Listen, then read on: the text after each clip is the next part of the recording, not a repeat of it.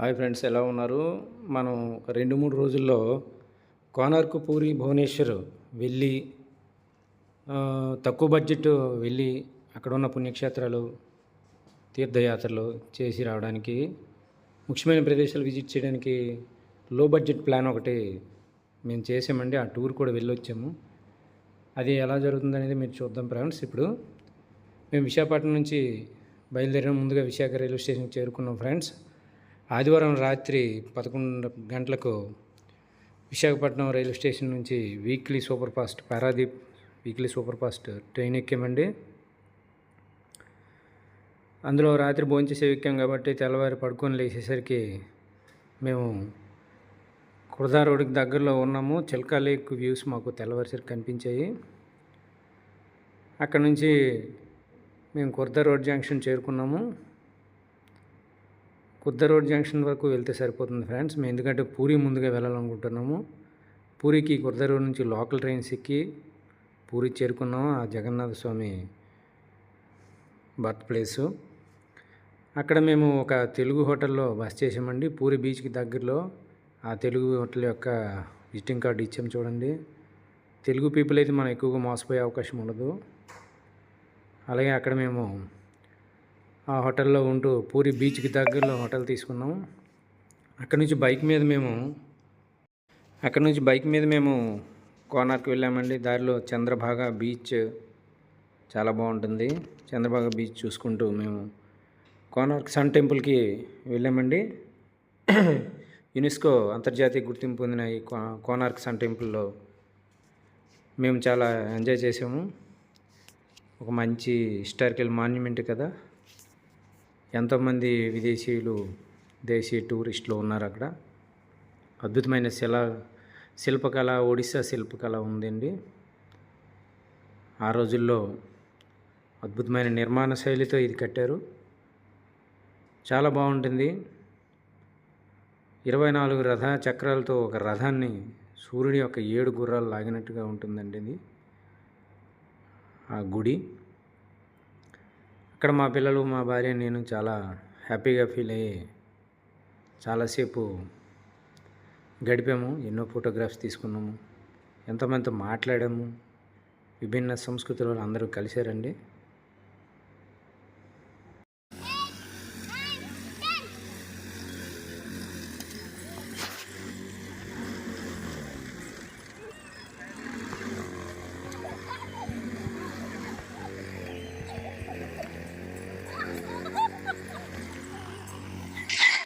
ఆ తర్వాత అక్కడి నుంచి బయలుదేరి మళ్ళీ పూరి తిరిగి వచ్చామండి. ఆ జగన్నాథుని దివ్యమైన దేవాలయాన్ని దర్శించుకున్నాము. అక్కడి నుంచి మేము జగన్నాథ స్వామి అత్తగారైన గుడించాదేవి టెంపుల్కి వెళ్ళామండి. హాయ్ ఫ్రెండ్స్, ఇది శ్రీ గుడించా టెంపుల్. స్వామి శ్రీ జగన్నాథ స్వామి, బలభద్రుడు, సుభద్ర సమేతంగా రథయాత్ర రోజున 9 రోజులు మేనత్త అయిన గుడించిదేవి దగ్గరికి వస్తారు. అదే ఈ టెంపుల్లోకి ఇప్పుడు మా పాప చూపిస్తుంది. టెంపుల్ లోపలికి వెళ్దాం.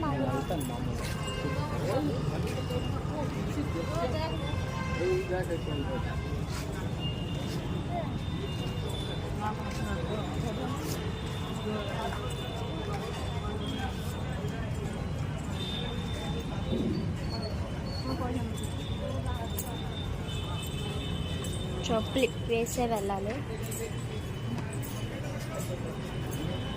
अंदर बंद किया गया है 4 महीने के लिए बंद है।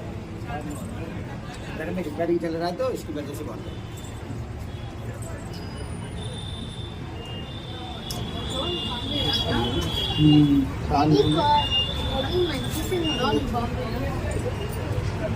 अंदर में बंद किया गया था, वहाँ काम चल रहा है तो बंद है 4 महीने के लिए। ये भगवान का जन्म स्थान है। 4 నెలల నుంచి ఇక్కడ రిపేర్స్ అవుతున్నాయి. ఇది పూర్వం నుంచి క్లోజ్. ఈ జగన్నాథ స్వామి గుంటిచామ టెంపుల్ జన్మస్థానం ఇది జగన్నాథ స్వామి.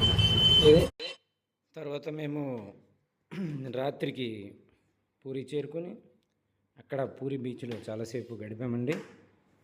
ఎన్నో షాపులు అవి ఉంటాయి, రకరకాల కొనుక్కోవడానికి మార్కెట్ ఉంటుంది. మా రూమ్ అనేది బీచ్కి దగ్గరలోనే ఉంది కాబట్టి మేము చాలాసేపటి వరకు బీచ్లో ఉండి నైట్ రూమ్కి చేరుకొని భోంచేసి పడుకున్నాము. తెల్లవారు రూమ్ వెకేట్ చేసి మేము భువనేశ్వర్ చేరుకున్నామండి. భువనేశ్వర్లో అనేక టెంపుల్స్ ఉంటాయి కాబట్టి మా టూర్లో లాస్ట్ పాయింట్ అయిన భువనేశ్వర్ చేరుకొని అక్కడ అనేక ప్రదేశాలను మేము చూడడం జరిగిందండి. భువనేశ్వర్లో మనం ఇప్పుడు లింగరాజ టెంపుల్కి వెళ్తున్నాం. వాస్తుపరంగా చాలా బాగుంటుంది.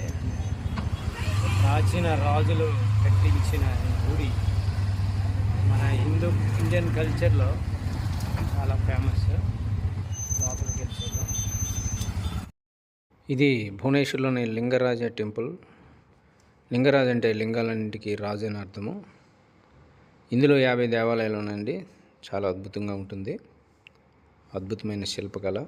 తరువాత కేదార గౌరి ఆలయం కూడా దర్శించడం జరిగిందండి. ఇది కూడా చాలా బాగుంటుంది. ఆ తర్వాత ముక్తేశ్వర్ టెంపుల్. ముక్తేశ్వర్ టెంపుల్ అద్భుతమైన నిర్మాణ శైలి. ఆ రోజుల్లో ఆ సంవత్సరాల్లో మా పిల్లలైతే చాలా భక్తిభావంతో పార్టిసిపేట్ చేశారు. ఈ ముక్తేశ్వర్ టెంపుల్ యొక్క లోపల శిల్పాలు ఎన్నో వాటిని విదేశీయులు డ్యామేజ్ చేశారు. కానీ ఇప్పటికీ అలాగే కొన్ని చెక్ చెదరకుండా ఉన్నాయి. నిజంగా మన ఇండియన్ భారతీయ శిల్ప నిర్మాణ శైలి చాలా బాగుంటుంది. అది ఎవరికి సాధ్యం కాదు, వేరే వాళ్ళకి. ఇలా ముక్తేశ్వర స్వామి టెంపుల్ అన్నీ చూసిన తర్వాత మేము భువనేశ్వర్లో చాలా దేవాలయాల్లో కొన్నింటిని మాత్రం చూడగలిగాము. దీనికి మేము ఒక ఆటో తీసుకొని తర్వాత రాజా రాణి టెంపుల్కి వెళ్ళామండి. చాలా బాగుంటుంది. షూటింగ్లకి అన్నింటికి చాలా బాగుంటుంది. రాజారాణి టెంపుల్ కూడా పూర్తిగా విజిట్ చేసిన తర్వాత మేమేంటంటే ఒక హోటల్కి వెళ్ళి లంచ్ చేసేసి అక్కడి నుంచి ఒక ఆటో మాట్లాడుకున్నాం కదండి. తర్వాత ధౌలి అనే ప్రదేశానికి వెళ్ళాము. అశోకుడు కళింగ యుద్ధం చేసిన ప్రదేశం అండి ఇక్కడ. ఈ యుద్ధంతో అశోకుడు మారిపోయి బౌద్ధ మతాన్ని స్వీకరించి పెద్ద బౌద్ధ స్తూపాన్ని ఇక్కడ కట్టించాడు. అదేనండి బౌద్ధ స్తూపం. మహాబలిపురానికి భువనేశ్వర్కి 10 కిలోమీటర్ల దూరం ఉండే ధౌలి ప్రదేశం వద్ద అశోకుడు నిర్మించిన బౌద్ధ స్తూపం అండి ఇది. శాంతిని కోరుతూ ఇప్పటి వరకు జరిగిన యుద్ధాలు చూసి ఇంక మరి యుద్ధం చేయనని మారిపోయి అశోకుడు బౌద్ధ మతాన్ని పాటించి అశోక ది గ్రేట్గా నిలిచాడుగా చరిత్రలో. ఆ ధౌలి స్తూపం అండి ఇది. తర్వాత ఎంఓ బస్ అనే ఒక సౌకర్యం ఉంటుందండి భువనేశ్వర్లో. దాని ద్వారా మేము భువనేశ్వర్లో తిరిగాము. తర్వాత రాత్రికి రైల్వే స్టేషన్ చేరుకొని 9 గంటల పైన మాకు ఒక ట్రైన్ ఉందండి. ఆ ట్రైన్కి మేము రైల్వే స్టేషన్లో ఎక్కి తెల్లవారుజామున మేము ఉదయం 3-3:30 టైం కల్లా విశాఖపట్నం చేరుకున్నామండి. ఆదివారం బయలుదేరిన ప్రయాణం ఆదివారం రాత్రి బయలుదేరాం. సోమవారం అంతా ఉన్నాం. మంగళవారం రాత్రికి